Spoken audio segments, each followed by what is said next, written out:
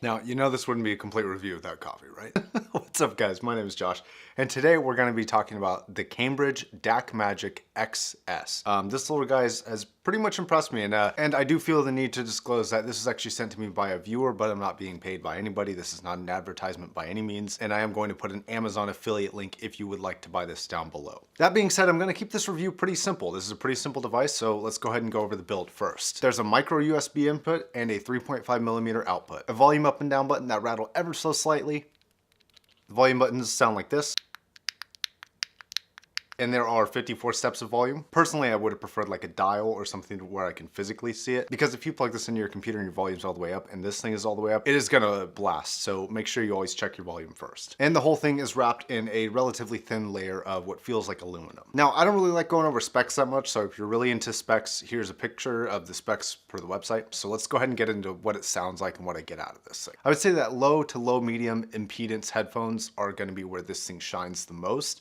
Once you get into like HD600s, M1060s, it kind of starts to drift away on you a little bit. In-ears it's going to be great for, and it was able to play M40s just fine, as well as some Superlux 668Bs. Perfectly fine. Now, I will say that this is a kind of a bright DACAMP. It doesn't really have a whole lot of grunt in the low end. It still definitely sounds like a solid state, but the mid-range and the highs are definitely like a little bit more emphasized on this. I think Cambridge was really going for like a clarity sound signature on this. Now, because of the emphasis on the high in the mids, you actually get really good gaming performance. It seems to widen the sound stage a little bit, at least in comparison to the Shitfulla. Now, this doesn't directly compare to the Shitfulla. I would say that this is definitely more oriented towards travel use instead of like on a desk, but you can easily use it in either application depending on which pair of headphones you're trying to drive. So I was really kind of impressed with the sound signature of this.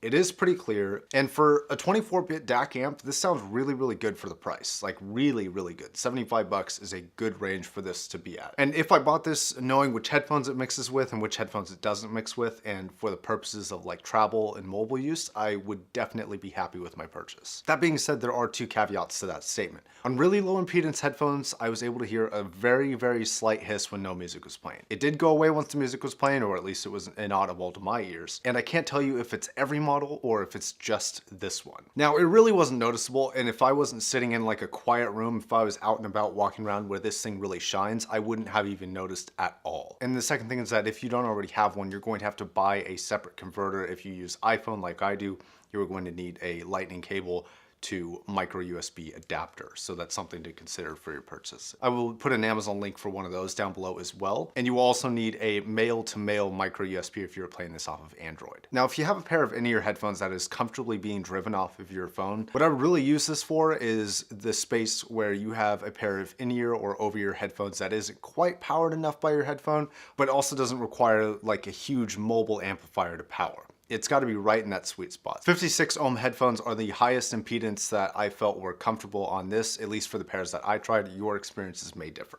Okay, now let's talk about the other options kind of in the price range. Let's just ballpark this anywhere between $50 to $100. Really, the only thing for mobile use that I would see competing directly with this is going to be the AudioQuest Dragonfly Black, and that's going to be $100, so it's about $25 more. And everything I hear, they're quite comparable. Now, I have not tried the Dragonfly Black, so I can't tell you whether or not this is better, but I can tell you that from everything that I've read, they seem about equal, and this comes in at $25 cheaper. And if you are gonna use this on a desktop right in that range, you're looking at a Shitfulla 1 and a Shitfulla 2.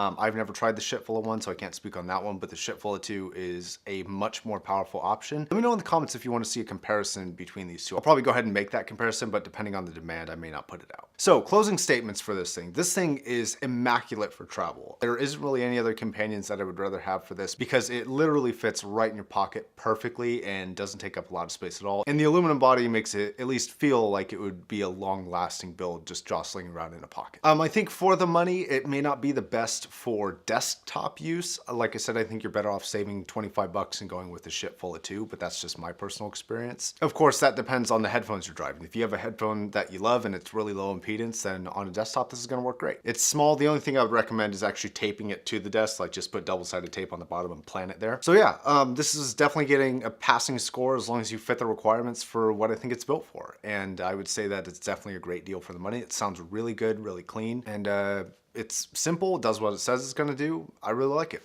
All right, guys, I think that's going to wrap it up. Side note, if you want to send me something, the guy who sent me this, thank you, you know who you are. If you do want to send me something, direct message me on either YouTube or Instagram, and I'll tell you how to send it to me. And this guy chose not to be shouted out on his preferred social media, but if you would like to be shouted out on your social media, please let me know that as well, and I will definitely do that. Hey guys, real quick before I go, and I forgot to mention this, if you like what I do on this channel, I am trying to turn this into a career eventually, so if you could please consider supporting me on Patreon, I would greatly appreciate it. Thank you very much. All right, guys, that'll about wrap it up. My name is Josh. Thank you very much for watching. Stay safe, don't drown, don't do anything mom wouldn't approve of. Peace.